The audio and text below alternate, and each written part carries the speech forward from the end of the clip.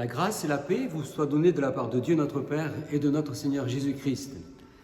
Chers amis, bonjour à toutes et à tous pour vivre ensemble ce culte à distance, mais toujours avec autant de joie, de plaisir de nous retrouver autour de la parole de Dieu. Ce matin en particulier, nous voulons aussi souhaiter la bonne fête à tous les papas, puisque c'est la fête des pères, et nous rendons grâce à Dieu pour tous les papas et nous leur souhaitons une bonne fête à tous. Et puis bien sûr, nous rendons grâce à notre Papa Céleste. C'est aussi sa fête à lui, donc on peut remercier le Seigneur ce matin tout particulièrement d'avoir bien voulu être notre Père en Jésus-Christ. Et ce matin, je vous invite à commencer notre culte par la lecture d'un psaume, et nous lirons au psaume 139, nous lirons les 18 premiers versets de ce psaume 139. Éternel, tu me sondes et tu me connais, tu sais quand je m'assieds et quand je me lève, tu pénètres de loin ma pensée, tu sais quand je marche et quand je me couche, et tu pénètres toutes mes voies. Car la parole n'est pas sur ma langue, que déjà, ô Éternel, tu la connais entièrement. Tu m'entoures par derrière et par devant, et tu mets ta main sur moi. Une science aussi merveilleuse est au-dessus de ma portée. Elle est trop élevée pour que je puisse la saisir. Où irai-je loin de ton esprit? Et où fuirai-je loin de ta face? Si je monte aux cieux, tu y es. Si je me couche au séjour des morts, t'y voilà. Si je prends les ailes de l'aurore et que j'aille habiter à l'extrémité de la mer, là aussi, ta main me conduira et ta droite me saisira. Si je dis, au moins les ténèbres me couvriront, la nuit devient lumière autour de moi. Même les ténèbres ne sont pas obscures pour toi. La nuit brille comme le jour et les ténèbres comme la lumière. C'est toi qui as formé mes reins, qui m'as tissé dans le sein de ma mère. Je te loue de ce que je suis une créature si merveilleuse. Tes œuvres sont admirables et mon âme le reconnaît bien. Mon corps n'était point caché devant toi lorsque j'ai été fait dans un lieu secret, tissé dans les profondeurs de la terre. Quand je n'étais qu'une masse informe, tes yeux me voyaient et sur ton livre étaient tous inscrits les jours qui m'étaient destinés, avant qu'aucun d'eux existât. Que tes pensées, ô Dieu, me semblent impénétrables, que le nombre en est grand. Si je les compte, elles sont plus nombreuses que les grains de sable. Je m'éveille et je suis encore avec toi. Je vous invite à prier ensemble. Seigneur notre Dieu, notre Père, en Jésus-Christ, nous te rendons grâce et nous te bénissons pour cette journée que tu nous donnes, et nous te remercions pour ce culte que nous pouvons vivre ensemble. Te remercions pour ta présence, même si nous sommes à distance les uns des autres. Nous savons que par ton esprit, nous sommes unis les uns aux autres. Par ton esprit, nous sommes aussi unis à toi, unis à ta parole et à ton esprit.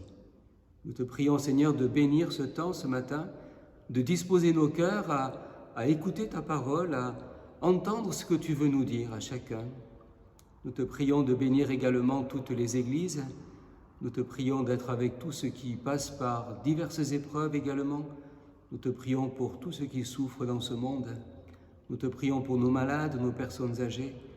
Nous te prions, Seigneur, afin que tu bénisses chacun, que tu soutiennes, tu relèves tous ceux qui en ont besoin.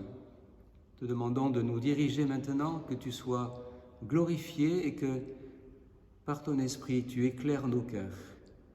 Dans le nom de Jésus. Amen. Je vous invite à poursuivre ce temps de culte par la lecture de la parole de Dieu. Ce matin, nous lirons deux textes. Nous lirons un premier texte dans le livre du prophète Jérémie, au chapitre 20, les versets 10 à 13. Jérémie, chapitre 20, les versets 10 à 13. Car j'apprends les mauvais propos de plusieurs, l'épouvante qui règne alentour. Accusez-le et nous l'accuserons. Tous ceux qui étaient en paix avec moi observent si je chancelle. Peut-être se laissera-t-il surprendre et nous serons maîtres de lui. Nous tirerons vengeance de lui. Mais l'Éternel est avec moi comme un héros puissant. C'est pourquoi mes persécuteurs chancellent et n'auront pas le dessus. Ils seront remplis de confusion pour n'avoir pas réussi. Ce sera une honte éternelle qui ne s'oubliera pas. L'Éternel des armées éprouve le juste, il pénètre les reins et les cœurs. Je verrai ta vengeance s'exercer contre eux, car c'est à toi que je confie ma cause. Chantez à l'Éternel, louez l'Éternel, car il délivre l'âme du malheureux et de la main des méchants. Et nous lirons également un texte dans l'Évangile selon Matthieu au chapitre 10, les versets 26 à 33. Matthieu chapitre 10, les versets 26 à 33.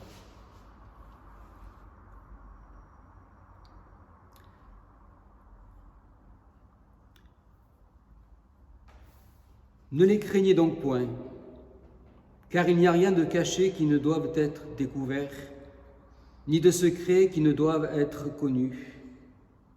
Ce que je vous dis dans les ténèbres, dites-le en plein jour, et ce qui vous est dit à l'oreille, prêchez-le sur les toits. Ne craignez pas ceux qui tuent le corps et qui ne peuvent tuer l'âme. Craignez plutôt celui qui peut faire périr l'âme et le corps dans la géhenne. Ne vend-on pas 2 passereaux pour 1 sou? Pourtant, il n'en tombe pas un à terre sans la volonté de votre Père.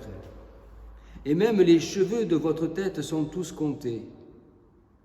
Ne craignez donc point, vous valez plus que beaucoup de passereaux. C'est pourquoi quiconque me confessera devant les hommes, je le confesserai aussi devant mon Père qui est dans les cieux. Mais quiconque me reniera devant les hommes, je le renierai aussi devant mon Père qui est dans les cieux. Ne craignez pas, mais craignez. D'après les propos de Jésus, il est des craintes que l'on ne devrait pas avoir et d'autres que nous devrions avoir. Alors comment discerner? La question du discernement est une question importante et cruciale pour tout un chacun, car c'est de là que dépendent les choix que nous faisons et les conséquences qui accompagnent naturellement tous ces choix. La veille de son audition par la commission d'enquête sur le Covid-19, le professeur Jean-François Delfacy, président du conseil scientifique, confiait au journal Le Monde qu'en regardant Paris s'éteindre le soir du confinement, il s'est dit « Mon Dieu, est-ce qu'on ne s'est pas trompé ?» Et d'ajouter qu'il n'avait pas dormi pendant 3 ou 4 nuits après avoir recommandé à l'exécutif de confiner le pays.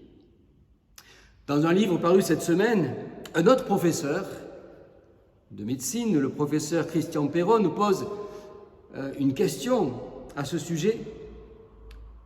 Y a-t-il une erreur qu'ils n'ont pas commise? Qui a tort? Qui a raison?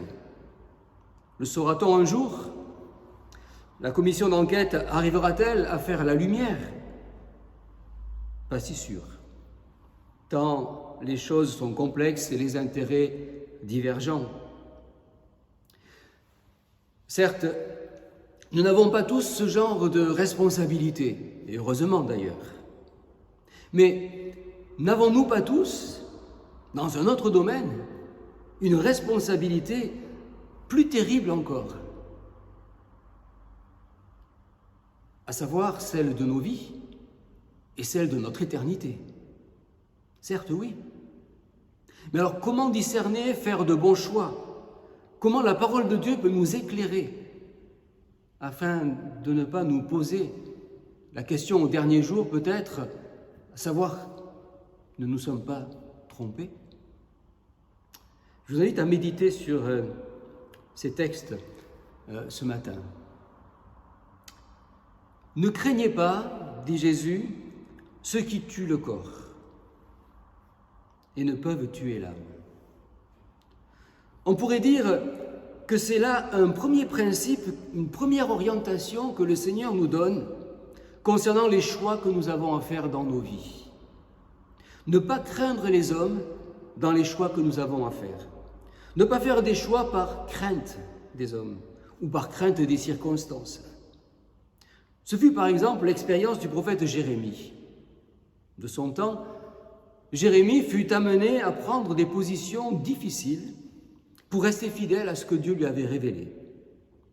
Il préconisait la soumission à l'empire babylonien, alors que d'autres recommandaient la résistance et l'alliance avec l'Égypte. De grandes questions de géopolitique. Et face aux menaces, Jérémie restait fidèle et confiant. Le Seigneur est avec moi, mes persécuteurs n'arriveront pas à leur fin. Seigneur de l'univers, c'est à toi que je confie ma cause. Certes, lorsque l'on connaît l'histoire, nous voyons que Jérémie n'a pas eu gain de cause de son vivant. Mais ses opposants non plus, puisque l'histoire nous montre à quel point la résistance fut une catastrophe pour le peuple d'Israël. Mais Jérémie est resté fidèle à son Dieu, malgré tout. Et c'est ce qui compte. Certainement que le Seigneur lui a rendu justice, en partie, dans ce monde, et qu'il le fera totalement dans son royaume. C'est là où tous verront que son discernement était le bon, était juste. Ne craignez donc pas ceux qui tuent le corps. Il en va de même dans nos vies, dans nos choix. Ceux-ci ne doivent pas être influencés par nos craintes, par nos peurs, au détriment de la fidélité de Dieu. Ce qui importe d'abord, c'est ce que Dieu pense. C'est la pensée du Seigneur que je dois sans cesse rechercher dans mes décisions. Rechercher ce qui l'honore, rechercher ce qui est conforme à sa parole, c'est-à-dire à ce devoir d'amour, à ce devoir de compassion, à ce devoir de miséricorde, ce qui est et serait utile à son œuvre et non à mon intérêt personnel ou à l'intérêt de tel ou tel. Qu'importe aussi si nous n'avons pas toujours gain de cause dans ce monde. La vérité sera révélée un jour, dit Jésus, dans le royaume. Tout sera révélé un jour, dit Jésus dans ce texte que nous avons lu. Apprenons, nous aussi, comme Jérémie, à nous en remettre à Dieu. Par ailleurs, ne craignons pas aussi le monde, les situations de crise que nous traversons. Ne craignons pas les incertitudes de l'avenir. Ne craignons pas la mort, même dit Jésus. Ne craignez pas ceux qui tuent le corps, mais qui ne peuvent tuer l'âme. Que nos choix ne soient pas orientés par nos craintes et nos peurs, par rapport à ce que peuvent penser les uns ou les autres, ou par rapport aux risques qui parfois peuvent accompagner les décisions que nous avons à prendre et les choix que nous avons à faire. Craignez plutôt celui qui peut faire périr l'âme, dit Jésus.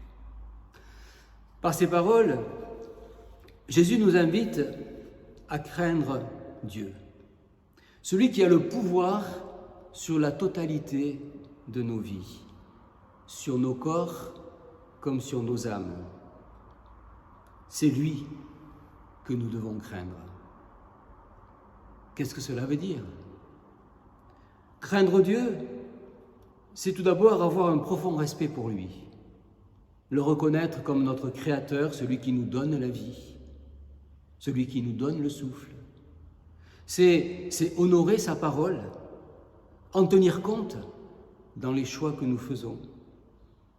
Craindre Dieu, c'est aussi respecter son œuvre, son Église, respecter les frères et les sœurs, respecter tout un chacun en tant que créature de Dieu, Craindre Dieu, c'est pas seulement respecter les créatures que Dieu a faites, mais aussi la création que Dieu a faite.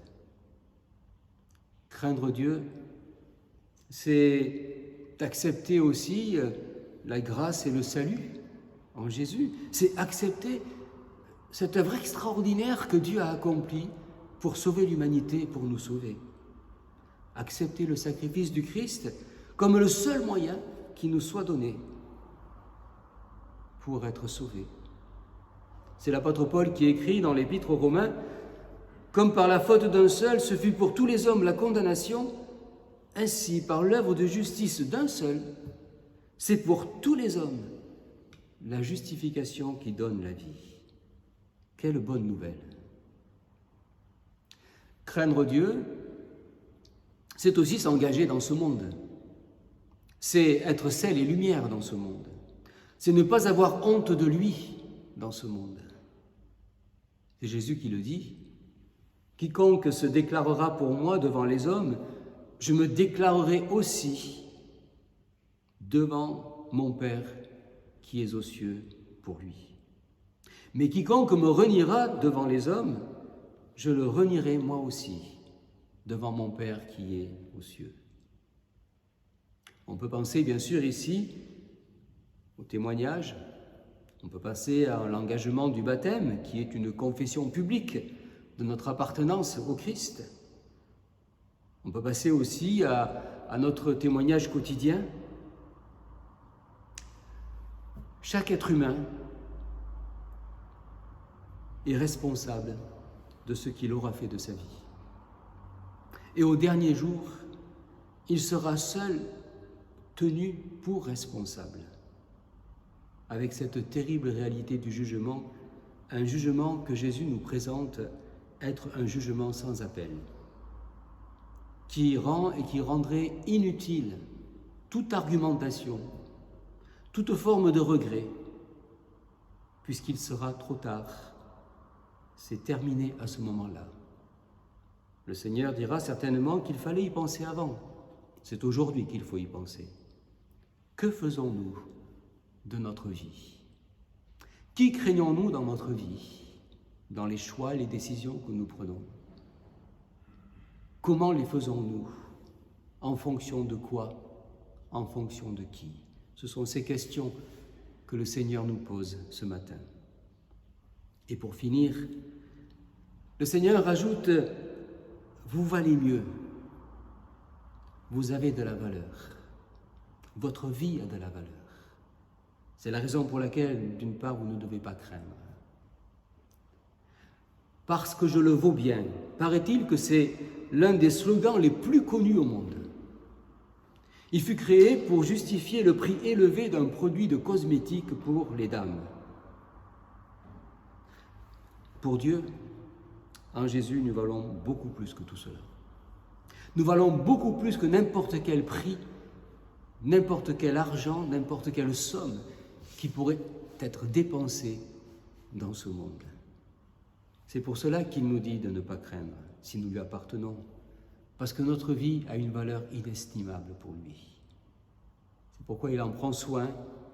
C'est pourquoi Jésus a donné sa vie et nous a donné son esprit pour nous conduire dans nos choix, pour ne pas que nous gâchions cette vie, pour ne pas que nous fassions des erreurs dans notre vie, des erreurs qui seraient irréversibles, bien entendu, parce que des erreurs, nous pouvons tous en faire, à condition de ne pas faire l'erreur fatale, l'erreur irréversible, qui est de refuser la grâce et de se retrouver perdu au dernier jour. Je t'instruirai et je te montrerai la voie que tu dois suivre, dit le Seigneur. Je te conseillerai, j'aurai le regard sur toi. Psaume 32, verset 8. Ne crains pas, car tu as du prix à mes yeux.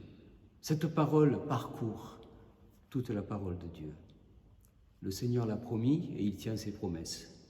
Il vaut la peine de lui confier entièrement nos vies et d'obéir à sa voix, d'obéir à ses conseils, de suivre ses voies, de suivre ses conseils qui nous sont donnés dans sa parole. Ne gâchons pas notre vie, ne gaspillons pas notre vie. Vous valez mieux que beaucoup. Ne craignez pas, mais craignez. Que Dieu nous accorde la grâce d'avoir son discernement, afin que nous sachions dans notre vie distinguer le bon du mauvais, le vrai du faux, ce qui est bien de ce qui ne l'est pas. Obéissons à sa parole et avançons avec confiance. Craignons-le, afin qu'au dernier jour, nous n'ayons pas ce regret terrible de nous être trompés. Quant à toutes nos autres craintes, qui sont des craintes aussi légitimes et humaines, bien entendu, remettons-les au Seigneur dans la prière et attendons-nous à lui avec confiance. Il prendra soin de tout cela. Il prendra soin de toutes ces choses qui sont et qui demeurent de toute façon secondaires, car elles ne concernent que cette vie qui n'est qu'une vie qui passe. Faisons nôtre cette prière ce matin du psaume 139 que nous avons lu. Sonde-moi, ô Dieu, et connais mon cœur. Regarde si je suis sur une mauvaise voie et conduis-moi sur la voie de l'éternité. Que le Seigneur bénisse sa parole et qu'il nous conduise chacun sur la voie de l'éternité. Amen. Je vous invite à prier ensemble. Seigneur notre Dieu, notre Père, nous te rendons grâce et nous te bénissons pour ta parole. Comment ne pas te louer, Seigneur, de ce que tu as fait pour nous? Comment ne pas te louer pour la façon dont tu es venu nous sauver, dont tu as sacrifié ta vie?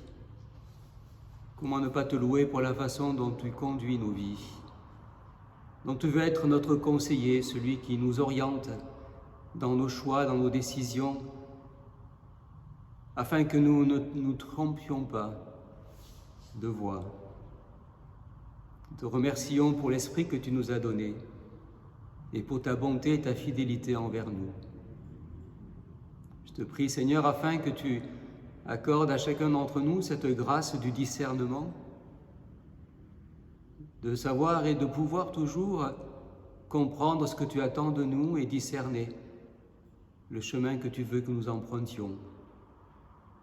Accorde-nous aussi d'avoir cette sagesse d'obéir simplement à ta parole, d'obéir à tes commandements, d'obéir à ces orientations et ces conseils que tu nous donnes dans ta parole, qui sont en quelque sorte les panneaux qui balisent ce chemin qui nous conduit vers toi, vers l'éternité. Apprends-nous, Seigneur, à ne pas craindre les hommes, apprends-nous à ne pas craindre non plus les situations adverses, apprends-nous à ne pas craindre non plus même la mort, mais à te craindre toi seul, qui est notre Dieu. Bénis cette parole dans nos cœurs et que cette parole nous accompagne. Dans le nom de Jésus. Amen. Notre culte arrive à sa fin. Les rencontres de semaine sont les rencontres habituelles. Vous les connaissez, ce n'est pas la peine que je les répète. Ce qui va changer en tout cas cette semaine, c'est que Dieu voulant, dimanche prochain, nous allons recommencer nos cultes en présentiel et vous recevrez dans la semaine certainement, vous recevrez un formulaire pour pouvoir vous inscrire pour ce culte parce que nous sommes contraints de le faire sur inscription. Nous allons limiter le nombre à une quarantaine de personnes dans la salle de culte et une trentaine de personnes dans la salle paroissiale.